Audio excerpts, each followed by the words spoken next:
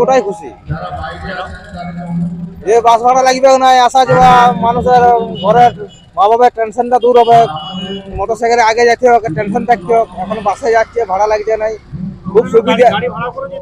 হ্যাঁ, গাড়ি ভাড়া করে আগে যেতে হতো, কিন্তু এখন যেহেতু সুযোগ সুবিধা দিয়েছে, এটা ঘরের গার্জেনদের উপকার, কোনো ছাত্রছাত্রীদের উপকার, টেনশনটা থাকবে নাই, বাসে যাবে বাসে আসবে।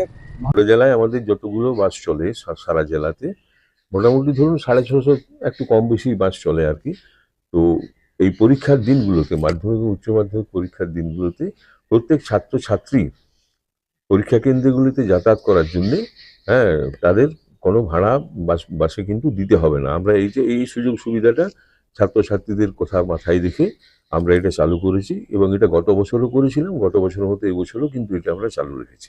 কতটা সুবিধা হবে এর ক্ষেত্রে ছাত্রছাত্রীদের?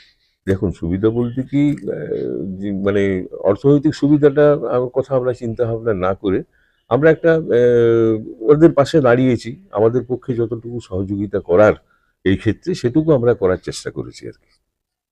মাধ্যমিক পরীক্ষাতে কিভাবে বুঝবেন আপনারা মাধ্যমিক পরীক্ষার্থী বা একে ভাড়া ছাড় দেওয়া যায়? দেখুন, এইটা তো একটা নির্দিষ্ট সময়ের মধ্যে যাতায়াত করবে, প্রথম কথা। দ্বিতীয় কথা, তাদের মানে পরীক্ষার্থীদের যে মানে পোশাক আশাক বা তাদের যা বইপত্র বা এইসবগুলো দেখে, এগুলো দেখে কন্ট্রাক্টররা নিশ্চয়ই বুঝতে পারবে যে হ্যাঁ, এরা পরীক্ষার্থী, এদের ছাড়টা দিতে হবে। সকলেই ছাড় পাবেন? সকলেই, সমস্ত ছাত্রছাত্রী আমাদের জেলায় যেখানে যেখানে পরীক্ষা কেন্দ্র আছে, বাড়ি থেকে পরীক্ষা কেন্দ্রে যাতায়াতের জন্য ছাড়টা দেওয়া হবে। এবং এই ছাড়টা দেওয়া এবং এই সুবিধাটা যাতে ওরা মানে সুযোগটা যাতে পায় এবং ওরা যাতে জানতে পারে বিষয়টা, সেটার জন্য কিন্তু আমরা ওটা একটা লিখিত আকারে প্রত্যেকটি বাসে কাঁচ আছে সামনে, কাঁচে সেটা ডিসপ্লে করে দেওয়ার ব্যবস্থা করেছি আমরা, এবং সেগুলো হয়ে গেছে।